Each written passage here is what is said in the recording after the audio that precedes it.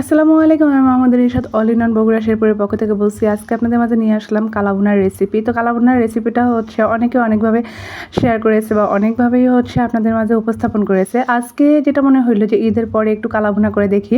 At first আজকে কালাভুনা করা হলো বাসায়। এর আগে কখনো এই রেসিপিটা করা হয়নি, অনেকবার অনেক ভিডিওতে দেখেছি, তো সেটা দেখেই কিছুটা আর কি চেষ্টা করা হলো বাসায়।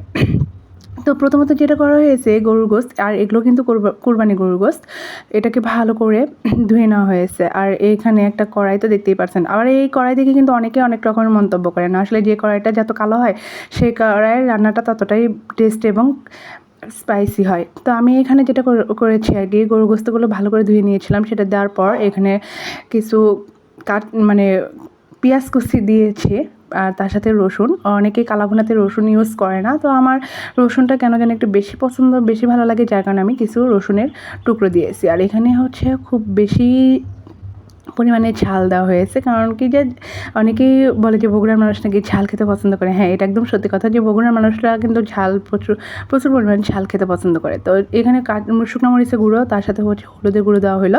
আর এখানে সব গোটা মশলা দেওয়া হলো, অর্থাৎ সাদা এলাচ, কালো এলাচ, দারুচিনি আর হচ্ছে লং। আর এখানে পরিমাণ মতো লবণ দিয়ে দিলাম আর কি।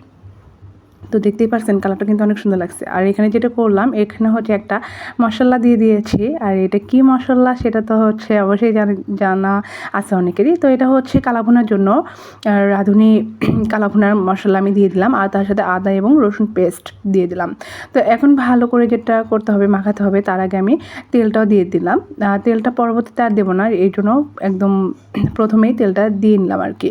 তো এখানে তেল দেওয়ার পর হচ্ছে ভালো করে মাখিয়ে নিচ্ছি। অর্থাৎ এই কুরবানির গরুর গোশত হাত দিয়ে যত মাখানো যায় ততটা টেস্টি লাগে। আসলে আল্লাহ তাআলার নিয়ামত এবং রহমত যে আলহামদুলিল্লাহ এই মানে গোশত এমনিতেই অনেক টেস্ট হয়। যদি এমনিতেও মশলা ছাড়া রান্না করা যায়, পেঁয়াজ ছাড়া রান্না করা যায়, তবুও অনেক অনেক অনেক মজা লাগে আর কি। তো আমি এখানে ভালোভাবে মেখে নিয়ে কিছুটা পরিমাণ পানি দিয়ে দিলাম, আর এই পানিটা দিয়েই ভালোভাবে আর কি নাড়াচাড়া করতে হবে আর কি।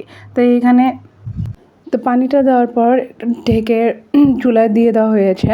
তো দেখতেই পারছেন এখানে কিন্তু হচ্ছে অনেকটাই মানে বলক চলে আসছে, একদম সুন্দর একটা মানে বলক চলে আসছে। তো এইভাবেই কষাতে হবে যতক্ষণ না গোশত সিদ্ধ হচ্ছে, ততক্ষণ মানে ভাবেই চলবে আর কি। এটাকে হচ্ছে এভাবেই প্রসেসিং করতে হবে। তো আবারও একটু ঢাকনা দিয়ে দেওয়া হয়েছিল। আবারও দেখেন কাছ থেকে দেখাচ্ছি কতটাই মানে বলক চলে আসছে। আর আগুনটাও দেখেন কতটা সুন্দর লাগছে, কাছ থেকে দেখাতে পারছিলাম না, তারপর যতটুকু দেখাচ্ছিলাম আর কি। এই তো দেখতেই পারছেন যে হচ্ছে চুলার উপর কিন্তু রাখা রয়েছে। আর অনেকটাই বলক চলে আসছে, মাঝে মাঝে একটু করে খুলে মানে এটাকে নাড়াচাড়া করা হচ্ছে যেন লেগে না যায়, নিচে যেন লেগে না যায়, যার কারণে বারবার করে হচ্ছে নাড়াচাড়া করা হচ্ছে। একটু পর এটাকে নাড়াচাড়া করা হচ্ছে, আর একটু করে পানি দিয়ে কিন্তু এখানে সিদ্ধ করা নেওয়া হচ্ছিলো আর কি। আর এখানে দেখেন কাঠের খড়িতে কাঠখড়িতে বা কাঠের চুলাতে রান্না করার মানে স্বাদটাই অন্যরকম। গ্যাসের থেকে কাঠের খড়িতে রান্না করার মানে টেস্টটাই অন্যরকম হয় খাবারের। তো যারা রান্না করেন লার্কি চুলাতে যারা রান্না করেন তারা জানেন যে আসলে এই চুলার রান্নার স্বাদটা কতটাই মজাদার। তো এখানে কিন্তু অনেকটাই সিদ্ধ হয়ে আসছে, দেখতেই পারছেন। তো আবারও একটু পানি দিয়ে দিলাম, যে আরেকটু সিদ্ধ হওয়ার জন্য আরেকটু পানি দিয়ে দেওয়া হলো। তো এইভাবেই চলবে। তো বলক চলে আসছে আবারও, দেখতেই পারছেন। তো এইভাবেই চলবে, যতক্ষণ না সিদ্ধ হচ্ছে ততক্ষণ এইভাবেই চলবে আর কি। তো আবারও নাড়াচাড়া করা হচ্ছে যেন লেগে না যায়, এই কারণেই কিন্তু বারবার নাড়াচাড়া করা হচ্ছে। আর এখানে কালারটা কিন্তু অনেক সুন্দর আসছে, দেখতেই পারছেন।